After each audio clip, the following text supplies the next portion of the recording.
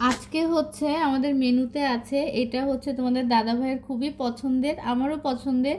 এখানে পেঁয়াজ, কাঁচা লঙ্কা আর হচ্ছে আলু ছোট কুচি কুচি করে কেটেছি, আর পটল কুচি কুচি করে কেটেছি, এটা হচ্ছে ভাজি করেছি।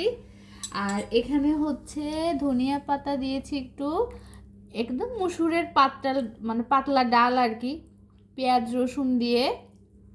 আর এখানে হচ্ছে ডিম রান্না করেছি আলু দিয়ে।